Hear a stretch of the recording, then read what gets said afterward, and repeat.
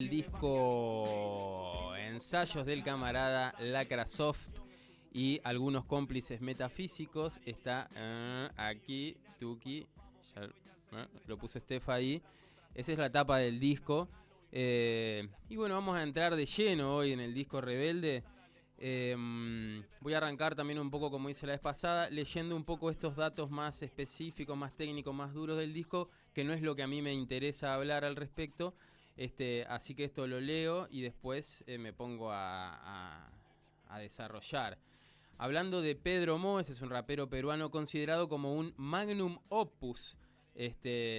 Bueno, copié de diferentes descripciones, armé esto. Dice, dentro de la escena peruana y ensayos del camarada Lacrasoft y algunos cómplices metafísicos, es el primer álbum del Enfermo, que es uno de sus seudónimos. Tiene varios, como todos los raperos. Tremendo. Secatari creo que es otro. Bueno, el Enfermo, Pedro Mo, y no sé si tenía algún otro más. El cual marcó un antes y un después en su carrera, pues lo consolidó como un MC muy influyente en Perú y en toda Latinoamérica este disco. El disco cuenta con fragmentos sampleados del ya difunto intelectual, muy gracioso además, vayan a ver sus videos, el polígrafo Marco Aurelio de Negri, que es la voz que suena al final de un tema que se llama Cuarto Clavo, del cual vamos a hablar y quizá no vamos a llegar a escucharlo, pero bueno, también tiene audios de Lelutier.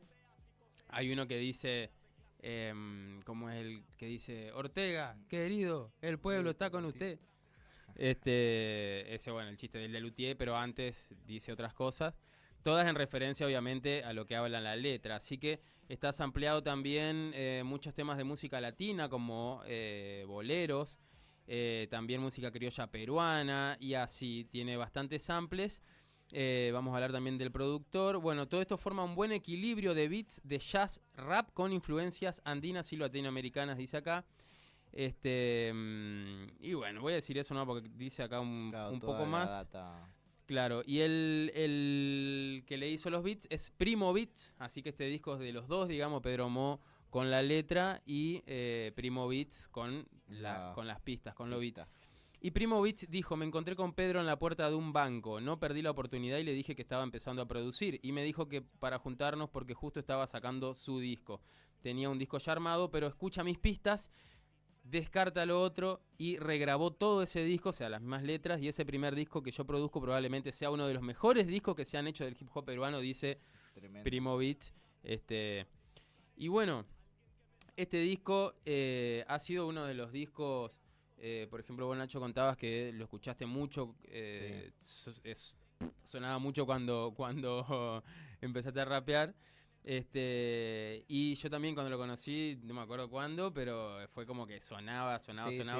Y hoy justamente hablábamos que hacía mucho que no lo escuchamos, yo tampoco, y de hecho hoy me lo puse a escuchar simplemente para oírlo, para recordarlo, y puse las letras, me puse a rapear un toque ahí también, porque tiene temas muy paradigmáticos, si se quiere. Uno de los que yo destaco es Cuarto Clavo, justamente, que hace referencia, bueno, a los clavos con los cuales se crucificó a Jesús, y bardea, en realidad es una tiradera a un rapero que se llama Rapper School no, ¿cómo Porque se llama? Rapper School es... Rapper School es otro. Es peruano también. Es peruano, pero también pero también se bardean, ¿qué?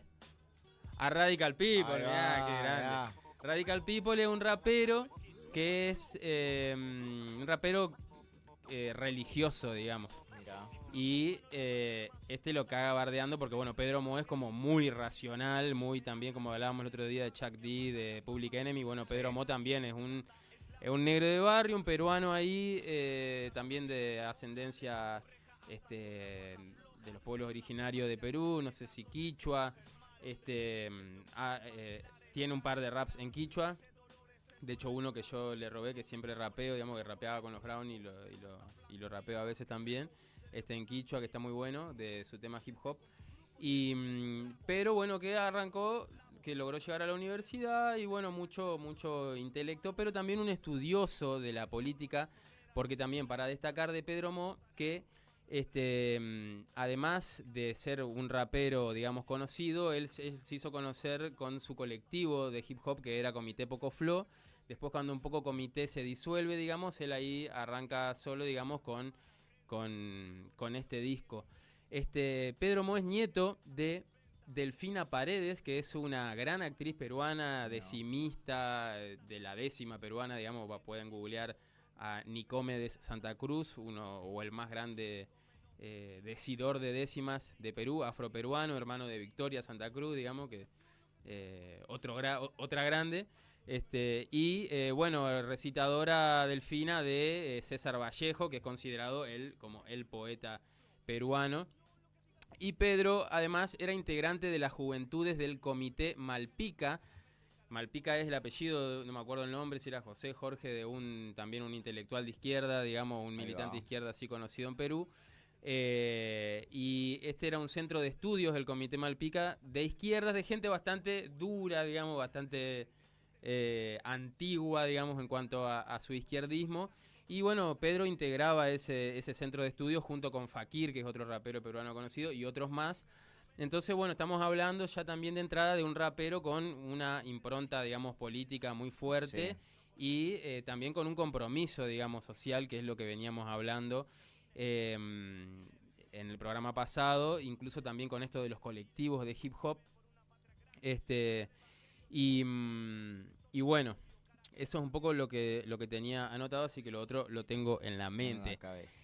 Destaco algunos temas: Secuestro, Cuarto Clavo, Chupa Sangre, Agüita de Manzana, el que sonó al inicio, que era Reforma. Igual todos los temas están buenos, del primero al último, para prestarles atención. Y lo que quería decir también, más allá de, como decía, estas cuestiones técnicas, es, bueno, Pedro Mo es un rapero al que hay que prestarle atención sí o sí. No podés no prestarle atención, porque sus letras, además de que están cargadas, digamos, de contenido, tiene una forma muy particular de escribir, le manda mucha letra y unas métricas también raras, mete muchas palabras, digamos, en los beats, y entonces es interesante porque te obliga un poco también, tiene mucha jerga peruana, que es otra cosa que caracteriza obviamente al rap, que es hablar de la forma en la que se habla en el barrio de quien escribe, digamos, o de la forma callejera, este tipo de jergas o de lunfardos, digamos, barriales. Bueno, Pedro Mo utiliza mucho peruanismo, como se le dice. Por ejemplo, hay una frase que dice de las canicas a la cómica, que quiere decir, bueno, habla de los guachos del barrio, digamos, de las canicas, del estar jugando a la cómica. Cómica le dicen a la comisaría, digamos, en Perú.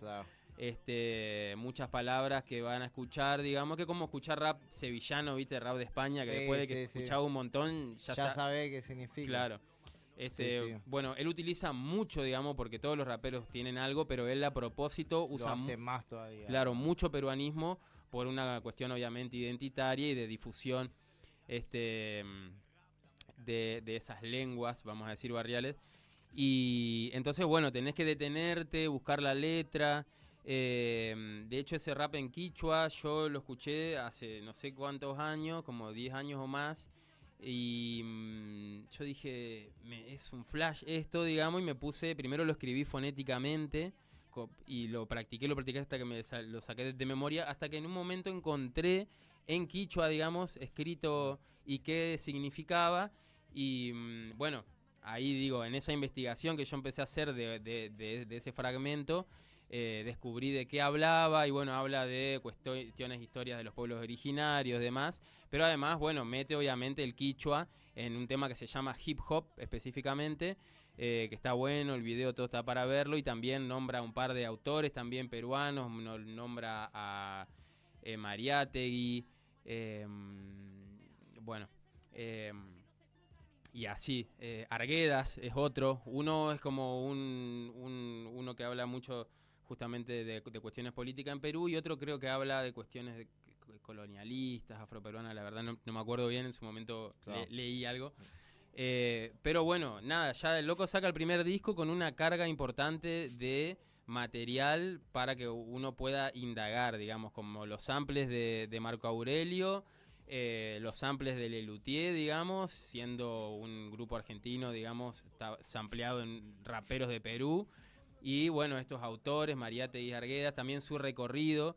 Y bueno, una carga obviamente también artística, cultural muy fuerte de su familia, con su abuela, digamos, su educación política, además, hacen de Pedro Mo una palabra rebelde con todas las letras, digamos, pero además, fundamentalmente, esto que hablábamos hoy, una persona 100% activa, digamos, en las cuestiones sociales, o sea, que pone el cuerpo, que de verdad sale y hace algo por alguien más, digamos, vamos a decirlo así, y esto lo cuenta un poco en este videíto que vamos a ver ahora.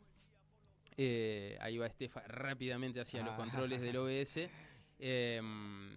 Bueno, la escena hip hop durante mucho tiempo ha tenido mucha participación social, política a través de estos colectivos que hacen trabajo barrial. También hemos formado asambleas, bloques populares hip hop donde participamos en las marchas. Todavía seguimos siendo primera línea, participando en varios espacios de lucha. Estamos articulados con diferentes procesos sociales, campesinos, indígenas, estudiantes, mujeres, en general, ¿no? El hip hop allá en Perú está, como acá también y en muchos espacios de la Via Yala, está siendo utilizado también como una herramienta de transformación individual, colectiva, ¿no? Y bueno, ahora sufrimos una dictadura en Perú. Desde el 7 de diciembre hemos tenido 70 muertos, tenemos 200 judicializados, 300 hospitalizados, tenemos un estado anticonstitucional donde no se respeta el derecho y estamos siendo estigmatizados, criminalizados, judicializados de diferentes maneras. Entonces ahorita está un poco complicado, digamos, para toda la gente que está haciendo arte crítico, político o que está manifestándose, ¿no? La dictadura de Dina Boluarte, después del golpe que le hace a Dina Castillo, lo que hace es reagrupa todos los poderes fácticos y gubernamentales del narcoestado mafia que hizo el fujimorismo. Entonces ahorita, digamos, se está reestructurando la política del país, ¿no? De acuerdo a los intereses del imperialismo gringo, que tú sabes que atraviesa todos los países de nuestro continente, la Via Yala, ¿no? Entonces, como ahora el imperialismo está un poco más flojo, está cayendo y China está entrando con la fuerza, Estados Unidos está haciendo lo imposible para sostener su patio trasero, ¿no? Y esa lucha la vivimos nosotros, ponemos los muertos, no ponemos las movilizaciones, entonces estamos en ese proceso que es el proceso de nuestros pueblos después de 300 años de colonización española, de 200 años de imperialismo gringo, es el proceso que seguimos arrastrando, ¿no? El de liberación, el de una vida digna, el de unas economías que realmente no solamente se basen en el extractivismo, en los recursos, el saqueo de los recursos naturales, ¿no? Y en todas esas cosas como derechos básicos que de repente algunos se ganaron y hoy en día estamos perdiendo con las reformas liberales que se hacen en nuestros estados criollos, ¿no? Bueno, no pudimos ver el videito, pero no importa, lo importante es, Se escuchó, se escuchó. claro, que escuchamos lo que decía. Y bueno, un par de cosas. Este video, esta entrevista es del año 2023, si no mal no recuerdo. Él está en México, por eso él habla del golpe de Estado, que este es un golpe de Estado que le hizo Dina Boluarte a Castillo, que era el apellido del presidente electo en Perú en 2022. Hubo todo un manejo, ahí lo acusaron de querer hacer un autogolpe. Y entonces lo destituyeron por eso y asume Dina Boluarte, digamos, y bueno, ahí en realidad el golpe se lo hicieron a él institucional. Y para quien no sabe, Fujimori, él habla del Fujimorismo, Fujimori fue un presidente en Perú también, su apellido es porque es japonés, digamos, y fue uno de los peores protagonistas, uno de los protagonistas de los peores momentos históricos del Perú, digamos. Fujimori sí se hizo un autogolpe, digamos, efectivamente, disolvió el Congreso, dijo todo esto es mío, soy yo el que manda y chao, digamos, un poco a la Milei, que Milei no hace falta porque todo el Congreso está vendidísimo de un lado y del otro.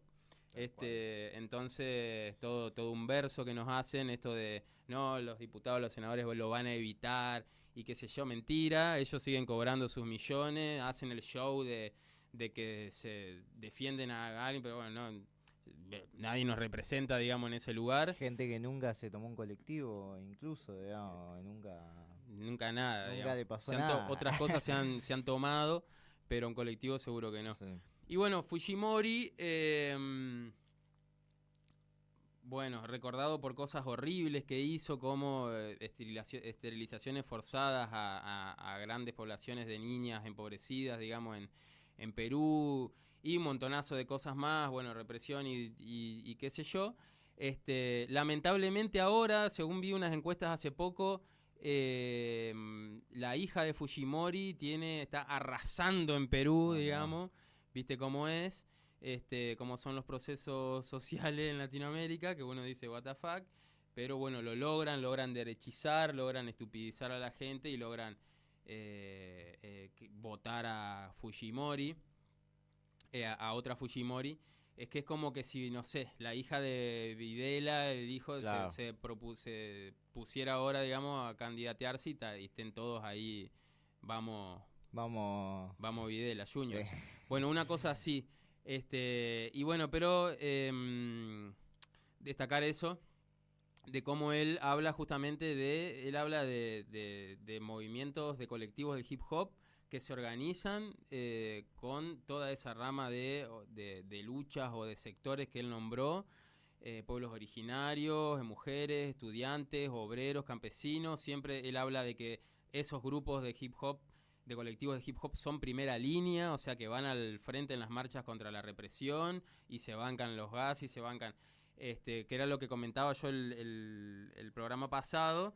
Quise ahondar un poco en eso porque sentí que no había dado tanta información, o sea, tampoco hay tanta, o sea, y no hay sí. mucho más que decir, No hay tanto. que Sí, es que sí, ahí sí. el hip hop está organizado de esa manera y activamente participa en decisiones políticas, en cuestiones sociales, marchas, movilizaciones. Y bueno, Pedro Mo también es una persona que tiene mucha data, entonces viste que su Sí, respuesta sí. tira, porque tú ya sabes que venimos en este proceso de 500 años de colonización. Yo por ahí pensaba el otro día, bueno, capaz que le hice muy larga cuando quise decir por qué el hip hop era político y me fui a la época de la esclavización, digamos, de personas de África. Y bueno, él también, digamos, o sea, son cosas que hay que decirle y que hay que hablarlas. Un poco de historia también, digamos. Claro, Lo que hay que que saber. la resistencia de los pueblos no es de ahora, viene de hace más de 500 años con la colonización y demás. Y bueno, y sigue activa, digamos, obviamente. La colonización, de hecho, hoy en día está más activa que nunca con el estado de tú ya sabes quién y todos los otros estados también. Así que bueno,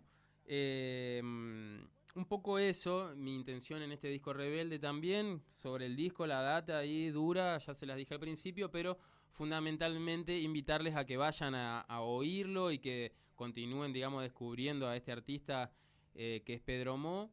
Y bueno, y un poco eso, hablar de cómo hace años, hace décadas el hip hop se organiza políticamente y está presente en las cuestiones políticas y sociales, digamos, que no es una novedad y que ahí está firme como rulo de estatua, como quien dice.